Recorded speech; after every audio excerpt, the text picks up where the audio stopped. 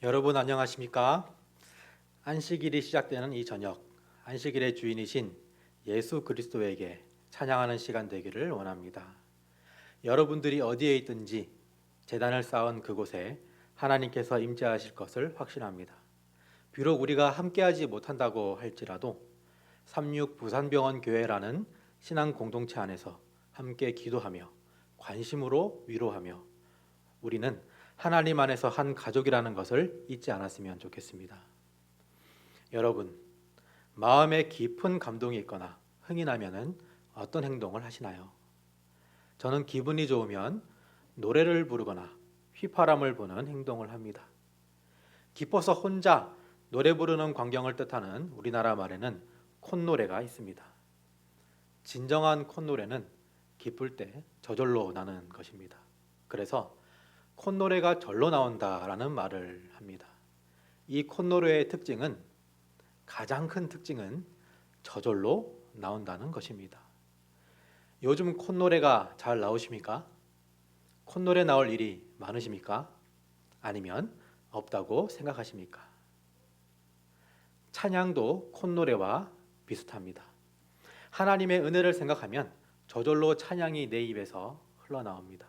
그런데 억지로 찬양하려고 하면 목소리가 잘 나오지 않고 입이 잘 떨어지지 않는 것을 경험합니다. 우리 입에서 찬양이 끊이지 않기를 간절히 바라겠습니다. 우리 입에서 절로 찬양이 흘러나오기를 바라겠습니다. 우리 모두가 어려운 시기를 지나고 있지만 우리 입에서 찬양이 계속해서 흘러나와야 할 것입니다. 우리 입에서 저절로 찬양이 나올 수 있는 이유를 함께 알아보고자 합니다. 오늘의 본문 성경절 시편 57편 7절 8절을 다 함께 읽도록 하겠습니다. 하나님이여 내 마음이 확정되었고 내 마음이 확정되었사오니 내가 노래하고 내가 찬송하리이다. 내 영광아 깰지어다 비파야 수금아 깰지어다 내가 새벽을 깨우리로다. 여러분들이 직접 성경책을 펴서 시편 57편을 보게 되면 시편 57편에 표제어가 3개 있는 것을 알 수가 있습니다. 다윗의 믹담시, 영장으로 알다스햇에 맞춘 노래, 다윗이 사울을 피하여 굴에 있던 때에. 이 표제어를 잘 보면 어떠한 배경에서 이 시가 지어졌는지 우리는 알 수 있습니다. 믹담이라는 말의 어근은 아직 많은 의견들이 있지만 대표적으로 2가지 뜻이 있습니다. 하나는 황금이라는 뜻을 가지고 있습니다. 황금은 시대를 막론하고 값진 것으로 여겨집니다. 그래서 다른 시들보다 귀하고 값진 의미가 담겨져 있는 시라는 것입니다. 또한 믹담은 돌에 새긴다라는 의미를 가지고 있습니다. 즉 이 시를 돌에 새기듯이 우리들이 잊지 말고 기억해야 함을 의미하고 있습니다. 영장은 우리 교회로 치면 찬양대 지휘자를 의미합니다. 알다스햇은 멸하지 마소서라는 뜻을 지니고 있습니다. 지휘자가 필요한 곡이라는 것은 이 곡은 솔로곡이 아니라 합창곡이었다는 것입니다. 시편 57편의 합창곡에 제목을 붙이자면 멸하지 마소서라는 제목을 붙일 수 있을 것입니다. 시편 57편은 다윗이 사울을 피하여 굴에 있던 때에 작사한 곡입니다.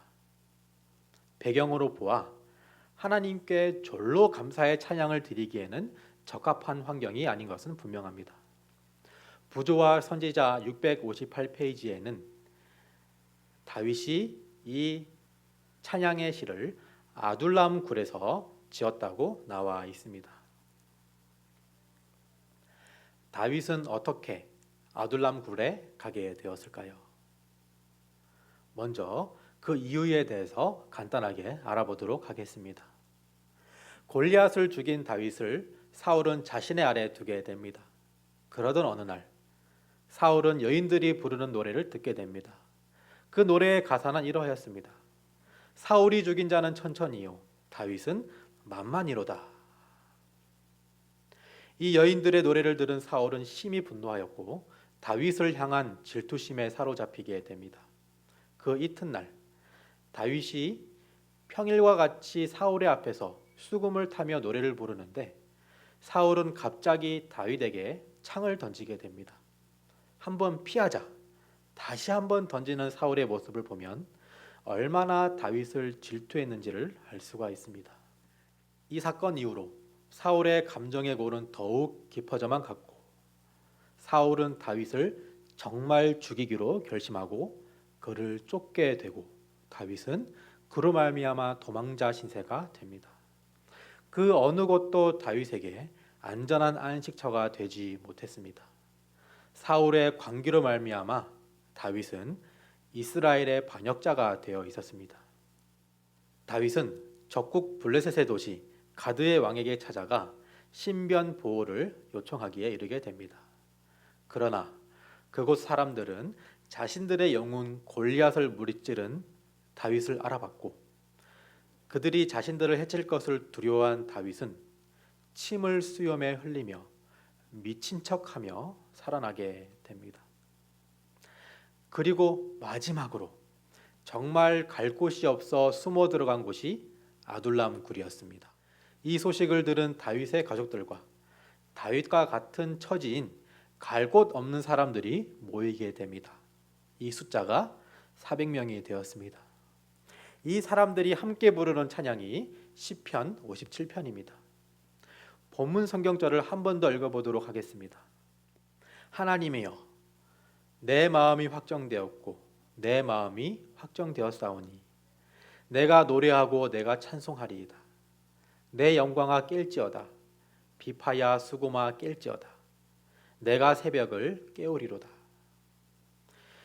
이스라엘의 반역자로 갈 곳 없는 다윗, 환난당한 자들과 마음이 원통한 자들, 빛을 갚지 못해서 도망온 자들, 그들이 찬양합니다. 내가 노래하고 내가 찬송하리로다. 내 영광아 깰지어다. 비파야 수구마 깰지어다. 내가 새벽을 깨우리로다. 노래한다는 히브리어 원어는 쉬르입니다. 노래 부르다라는 의미를 지니고 있습니다. 찬송한다는 히브리어 원어는 자마르입니다. 현악기를 연주한다라는 의미를 가지고 있습니다. 즉 악기를 연주하며 목소리로 하나님을 찬양한다는 뜻입니다. 이 찬양은 기쁠 때 절로 나오는 콧노래처럼 타의적인 것이 아니라 자발적인 찬양입니다. 어려움 가운데 모인 사람들이 지휘자와 악기 연주에 맞춰 함께 기쁘게 찬양하는 모습을 우리는 상상할 수 있습니다. 세상적인 시각으로는 곡소리가 나야 할 아둘람 굴에서 찬양이 흘러나올 수 있었던 이유를 우리는 본문에서 찾아볼 수 있습니다. 하나님이여 내 마음이 확정되었고 내 마음이 확정되었사오니 내 마음이 확정되어서 내가 노래한다라고 다윗은 말하고 있습니다. 확정되었다는 표현을 우리말 성경은 내 마음이 정해졌다라고 번역하였고 쉬운 말 성경은 내 마음이 확실히 정해졌다라고 번역하고 있습니다. 지금 어려운 상황이지만 다윗의 입에서 하나님을 향한 찬양이 흘러나올 수 있는 이유를 다윗은 내 마음이 확실히 정해졌기 때문이라고 정언하고 있습니다. 두 번이나 같은 문장을 반복하면서 자신의 생각이 확고함을 드러내고 있습니다. 어떤 마음이 확실히 정해졌다는 것일까요? 예전에는 다윗의 마음이 갈팡질팡했다는 것일까요? 영국의 역사적인 설교가 찰스 스펄전은 이 부분을 이렇게 해석합니다. 나는 주를 의지하며 주를 섬기고 주를 찬양하기로 결심했나이다. 다윗은 평온하였고 확고하며 행복하고 단호하며 또한 안전된 상태였다. 중심축이 안전할 때 바퀴 전체가 든든하다. 다윗이 하나님만을 의지하며 하나님만을 섬기기로 결심했을 때 하나님에 대한 믿음을 굳건히 했을 때에 그의 입에서 찬양이 흘러나왔습니다. 하나님에 대한 신뢰가 더욱 굳어졌습니다. 다윗의 마음이 세상의 현실과 어려움에 있는 것이 아니라 하나님에게 있을 때 그는 평온하였고 행복하였고 안정되었습니다. 그의 찬양은 위선적인 찬양이 아니었습니다. 하나님이 함께 하신다는 기쁨에 나오는 자발적인 찬양이었습니다. 시편 57편 7절을 인용한 시편 108편 1절입니다. 하나님이여 내 마음을 정하였사오니 내가 노래하여 나의 마음을 다하여 찬양하리로다. 내가 마음을 다하여 노래하고 악기를 연주한다고 다윗은 고백하고 있습니다. 현실적으로는 아둘람 굴에서도 다윗은 안전함을 느끼지 못했습니다. 그리고 또다시 도망하여야 하였습니다.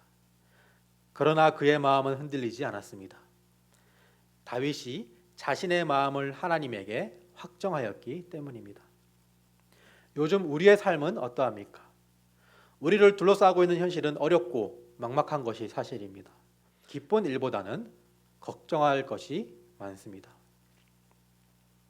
저절로 콧노래 나올 일이 없습니다. 자발적인 찬양이 나오지 않습니다. 이러할 때에 아둘람굴에서 다윗이 400명의 도망자들과 함께 불렀던 기쁨의 합창을 기억합시다. 우리의 마음이 세상 경제가 흔들리는 것에 함께 흔들리는 것이 아니라 코로나19의 지표가 오르락내리락 하는 것처럼 함께 요동하지 않고 하나님의 약속을 온전히 의지하기로 마음먹음으로 하나님의 말씀을 믿기로 확실하게 정함으로 흔들리지 않는 마음을 가지시기를 바라겠습니다. 이러할 때 다윗의 입에서 나온 찬양의 역사가 우리에게 있을 줄을 믿습니다. 애리조나 사막을 가로지르는 대륙간 횡단 열차가 있다고 합니다.